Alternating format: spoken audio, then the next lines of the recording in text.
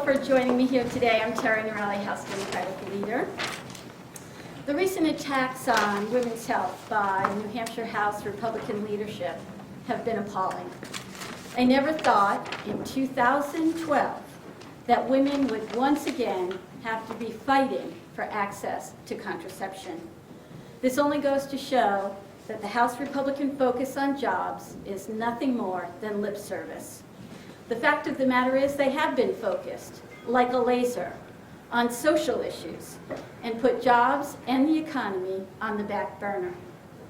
This week, the Republican leadership will bring a dangerous and politically motivated bill to the floor of the House. I hope the House will reject it. This bill would undermine health care for women and families across our state, putting employers between patients and their doctors. Do we really want a woman's employer to be making decisions about her contraceptive coverage? Not in the New Hampshire I know and love. Now, my Republican colleagues are using the banner of religious freedom to mask their blatant attacks on women's health rights. But make no mistake, this bill would prevent women from making their own decisions about contraception. This religious argument was absent 12 years ago when a group of bipartisan members of the House and Senate passed Senate Bill 175. When it passed the House more than a decade ago, only 85 members voted against it. At that time, the Republican Deputy Speaker, Speaker Pro Tem, Majority Leader, Deputy Majority Leader, and the Majority Whip were all part of a bipartisan coalition to pass that common sense bill. A coalition that consisted of 120 Republicans, 121 Democrats, and both independents that served in the House at that time. But today, where are those reasonable voices? 24 of those Republicans still serve in the House, and 6 of them are members of the current Speaker's leadership team. I call on them to work with their colleagues to ensure the defeat of this reckless bill. During the last House session in February, one of our Republican members said on the floor that employers do not need to offer insurance policies that cover contraception because women can just go to Planned Parenthood. It's not difficult to understand why some members of the House laughed at that suggestion, since just earlier this year, House Republicans passed House Bill 228, which would defund organizations like Planned Parenthood. House Bill 228, an ideologically extreme piece of legislation, would completely eliminate all funding for basic preventive health care services, services like cancer screening and contraceptive coverage, received by over 16,000 New Hampshire women, men, and families at Planned Parenthood centers, at some hospitals, and at any health facilities that offer full reproductive health care services. This policy is bad for our families, it's bad for our communities, and it's bad for our state. When they're not focused on repealing contraceptive coverage or defunding basic preventive health care services for thousands of New Hampshire women, House Republican leadership is spending their time legislating that women be given misinformation when exercising their right to have an abortion. In House Bill 1659, the so-called Woman's Right to Know, New Hampshire would be passing off propaganda as if it were objective information. This lengthy bill is full of inaccurate information that would actually be written into our statutes.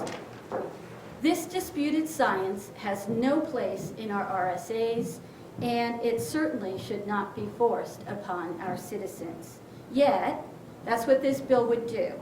It would require that doctors give medically inaccurate information to their patients And I believe this is a violation not only of the woman's right, but also of the physician's responsibilities.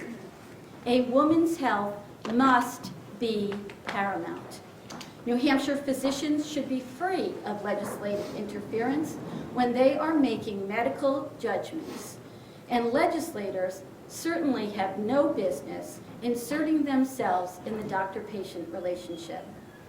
This reckless bill seeks to address a non-existent problem.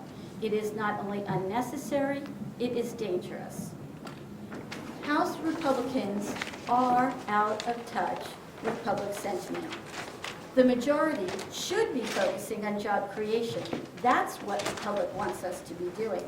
But instead, they're focused on social issues that will set women's health back decades. We must not allow their political ideology to be more important than quality health care for women.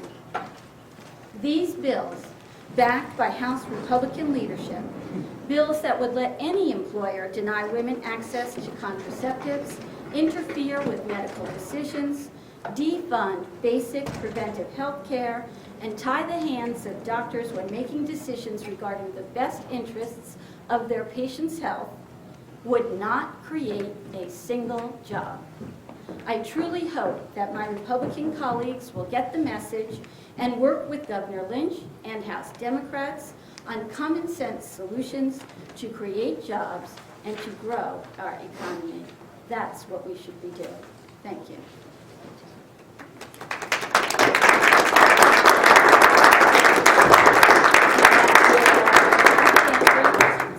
Do you have any sense of whether 1659 has a vote? I do not. It came out of the committee with a recommendation of ought to pass. We will be working hard to try to defeat that on the floor, and failing that, moving over our efforts over to the Senate. So I'm very happy to see the Senate President here as well. I mean, well, wishful thinking. You carry the title. But she can't, that's exactly right. She carries the title forever.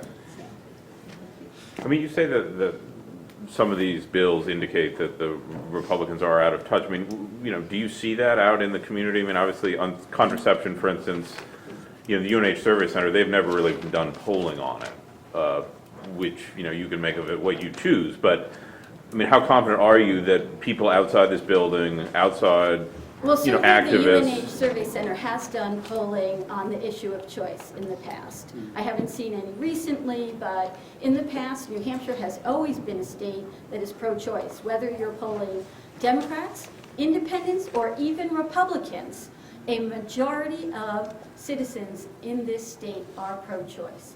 And I certainly think that access to contraceptives is about as basic a choice as you can get. I would also add that, as you all know, in recent surveys, without it even being on the ballot, the public wrote in as the number 3 in the last survey. It actually moved up to the number 2 position, that the biggest issue facing the state is the Republican leadership in the House.